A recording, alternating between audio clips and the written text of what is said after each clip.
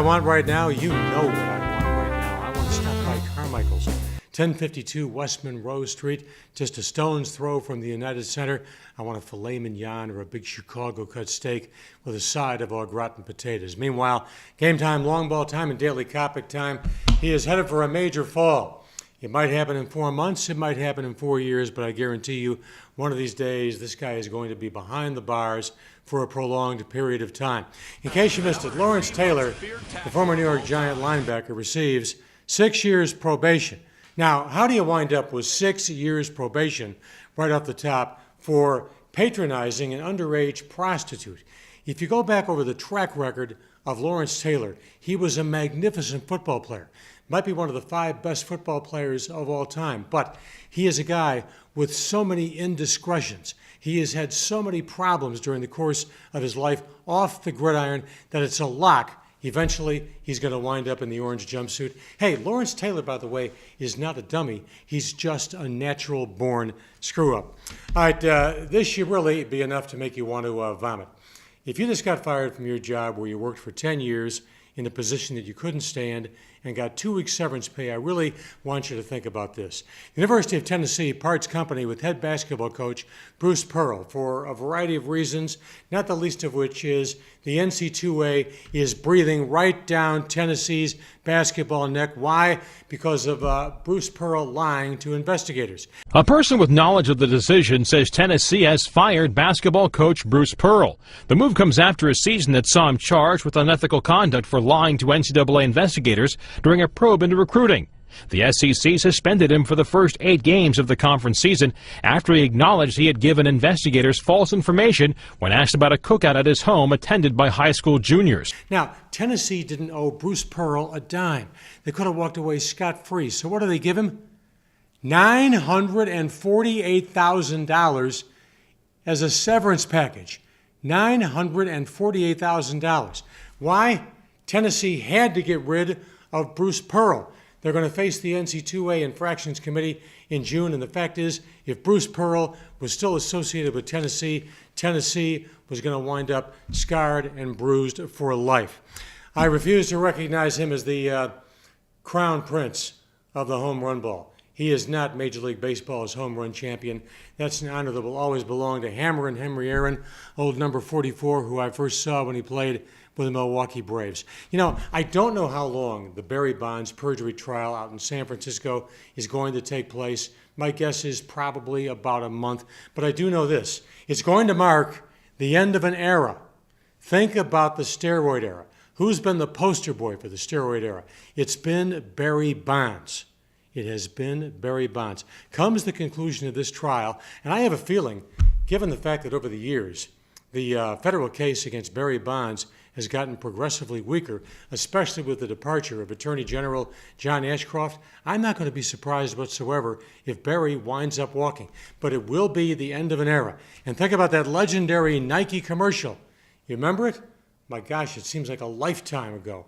Chicks dig the long ball.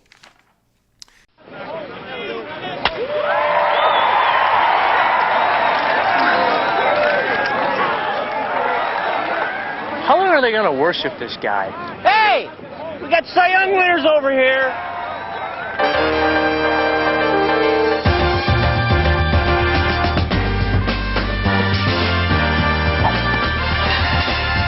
Come on, Alice!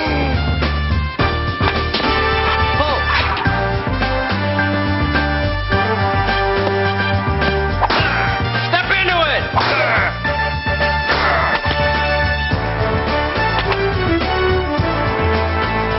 Feel bigger? Yeah.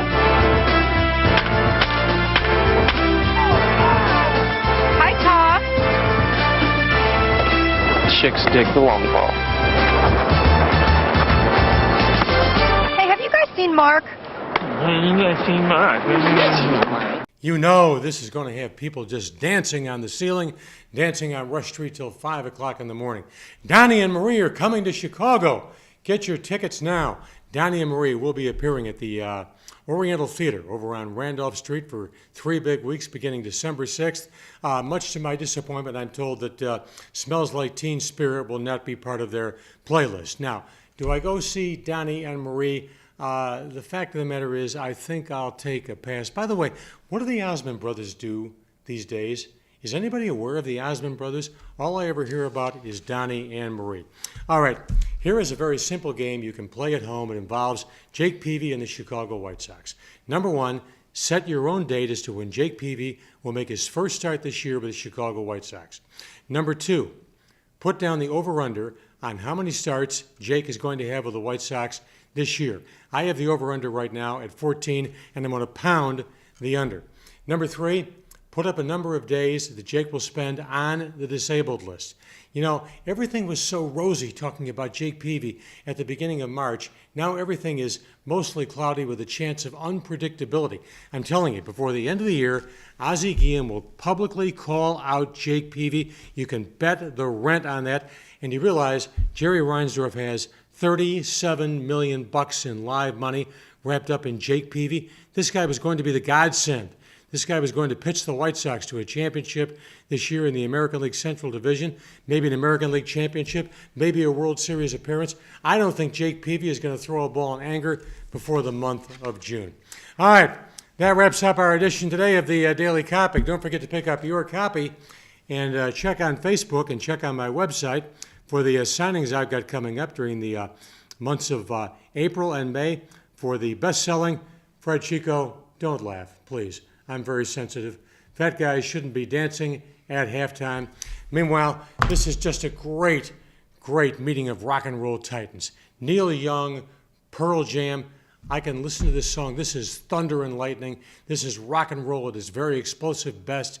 Just sit back and dig it. Keep on rocking in the free world. And remember, Carmichael's, your place for ribs, your place for that delicious filet mignon, your place for marvelous seafood.